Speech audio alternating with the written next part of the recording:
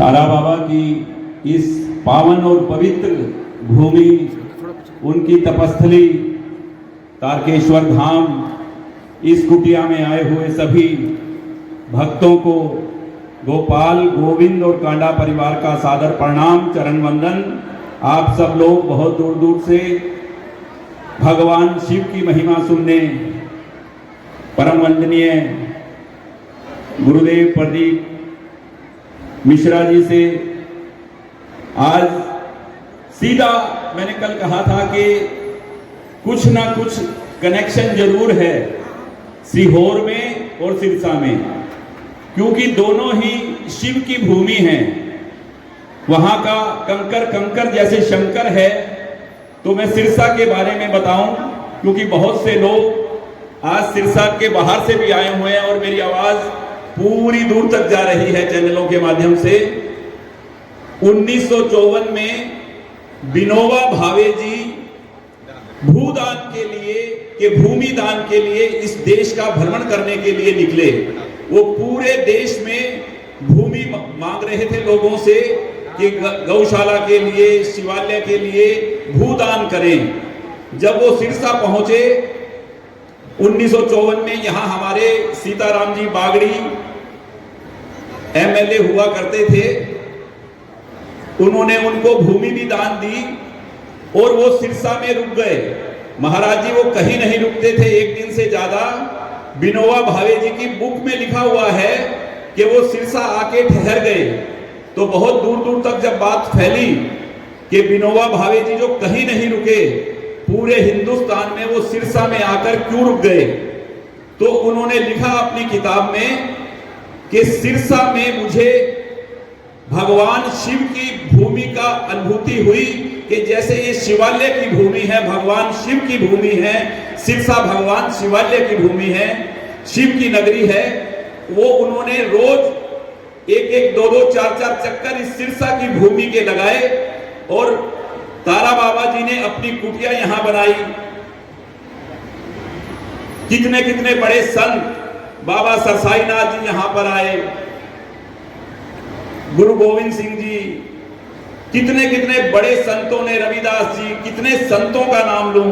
ये संतों की नगरी, चारों तरफ डेरों की भूमि, ये सिरसा भगवान शिव की धरती, और जिस पर बैठकर आप शिव महापुराण का पाठ, शिव महापुराण की कथा जो स्मरण कर रहे हैं, मैं आप सभी के चरणों में वंदन करता हूं।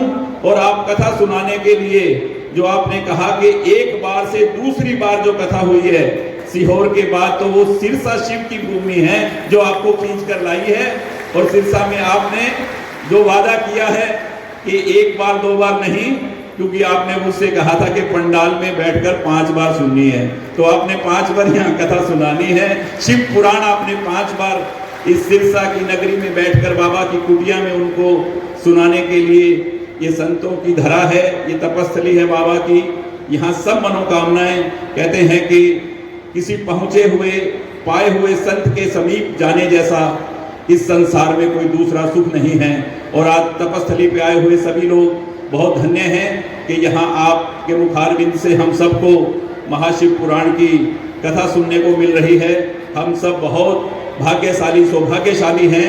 सिरसा की जनता आपके चरणों में बार बार नमन करती है, वंदन करती है। श्री शिवाय नमस्तुभ्यम, श्री शिवाय नमस्तुभ्यम, श्री शिवाय नमस्तुभ्यम। ओम नमः शिवाय। शिवरात्रि पर ही जन्म लेना और शिवरात्रि पर ही अपनी देह का त्याग करना।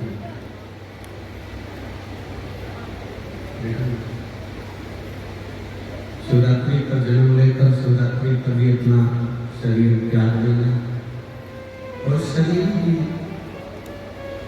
ऐसी जगह जाकर त्यागना जहाँ दुनिया के लोग मरने के बाद जाते हैं। तारा बाबा हरिद्वार के गंगा जल के तट पर अपना पिछोड़ा बिछाकर वहां पर शरीर को त्याग देते हैं।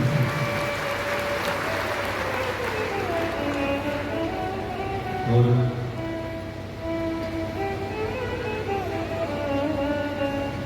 दुनिया के लोग कहते हैं कि संत का शरीर छूट गया, चले, पर हमारा खुद का अनुभव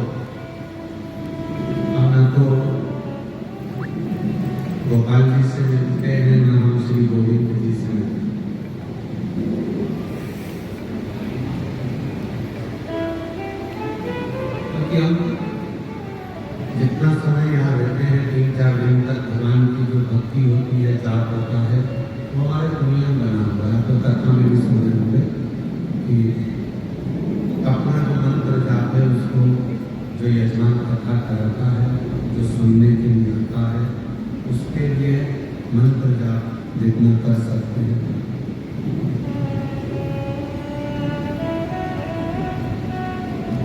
हमारा खुद का अनुभव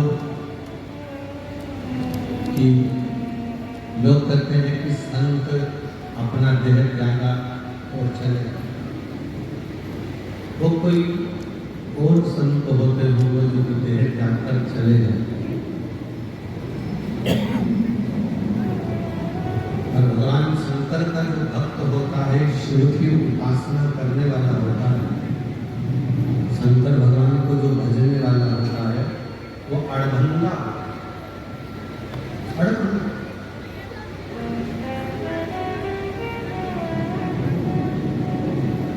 और इतना अड़भंगा होता है कि लोगों को लगता है कि वो देह त्याग दिया, पर सही मायने में जिस कुटिया में वो अपनी जिंदगी निकालते हैं, जिस झोपड़े में वो अपना जीवन निकालते हैं, उस झोपड़े से भले उनका शरीर छूटकर चले जाए, पर वो शिव तत्व के रूप में उस झोपड़े में, उस कुटिया में सदा निवास करते हैं।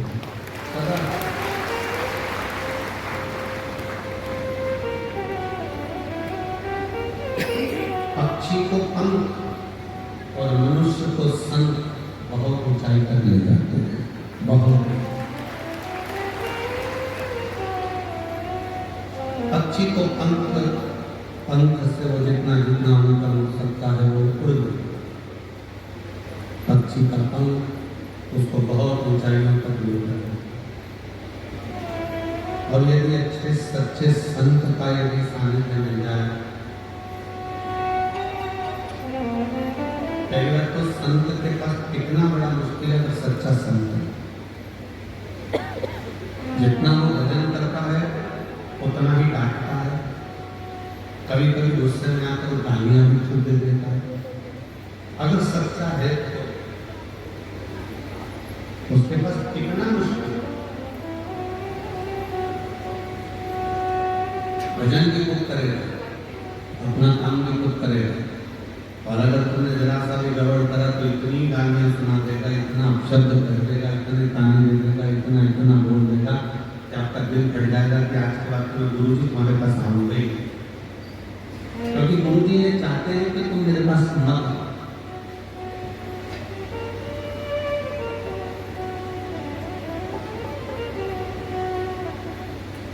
पक्षी का पंख और मनुष्य के लिए संत बहुत है। यदि पक्षी का पंख नहीं है तो बहुत ऊंचाई तक वो जा नहीं पाएगा, घुट घुट कर भीतर भी मत प्राण छूटे। उसी तरह जीवन में मानव के शरीर में, मनुष्य के देह में संत का होना जरूरी है। आप किसी गुरु से जुड़े हो, किसी संत से जुड़े हो, पर जुड़ना भी तो असली, बहुत कठिन हो गया है असली संत का नाम।